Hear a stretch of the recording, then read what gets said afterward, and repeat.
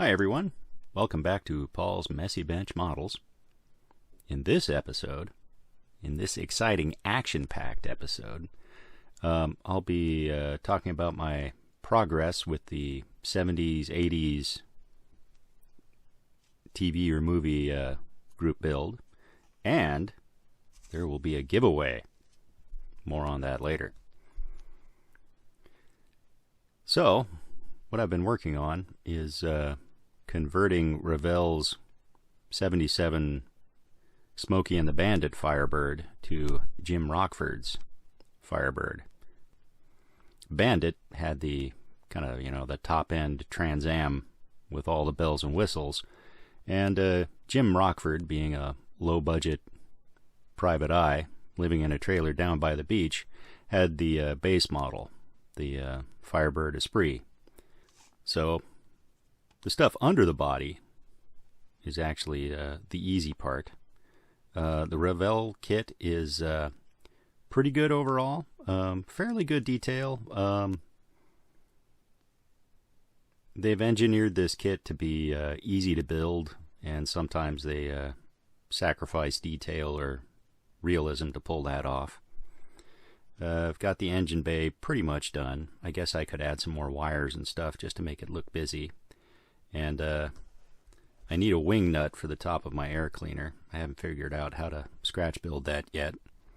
But the air cleaner is actually from an MPC kit, because Rockford's Firebird didn't have the air scoop coming up through the hood. There's the underside so far.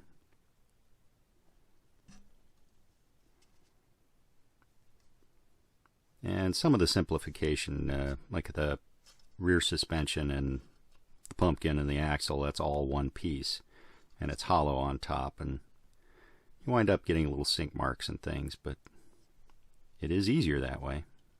No nuts on the back of the differential. So far, the only fit issue I've discovered is if you, when you attach your exhaust manifolds to the engine, the angle they want to sit at will splay the manifolds out too wide, and they won't fit in between the frame rails. So my advice when you get to that part is use the exhaust piece. The exhaust pipes are all one piece. Use that as sort of a jig to line up your exhaust manifolds at the right spacing. And then once the glue has set, then glue the exhaust pipes and the engine in. So the body is the tricky part and has been taking up most of my time. To convert this to the base model Esprit, I've had to remove the fender flares and fill in the vent. And I glued in the clear parts to the T-roof, and I've been trying to putty things and smooth things out. I had to plug the hole in the hood. The fit of the hood is pretty good. On mine, it kind of bows up a little higher than the fenders, but that could be just because of how much I've had to mess with it. So I don't know if that's my fault or Revell's. Had to shave off the spoiler on the back. Removing the fender flares was kind of tricky because Revell molded the flares integral with the body, and they flared out, of course, so that after you cut them off, there was no body behind them. So I had to glue in a sheet of styrene and then pack the space in between the styrene and the fender flare with 2-part epoxy, and then cut the flare off and start resculpting and smoothing. And it's a bit of a pain, but I'm getting there eventually. There's the messy underside of the hood. And now we get to the giveaway part.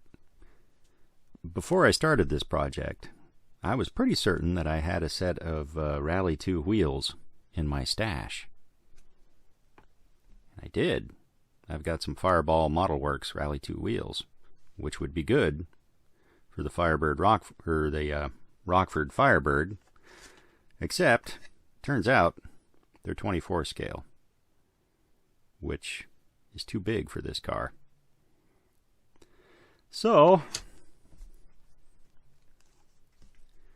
I've got some 25th scale Rally 2 wheels on the way. In the meantime, I've got the Fireball Model Works FMR 55-56 Rally 2 wheels in 124 scale, which fits nothing in my stash, but you get wheels, tires, wheel backs, resin wheel hubs and lug nuts, and masking film for painting the wheels, and decals for the hub centers.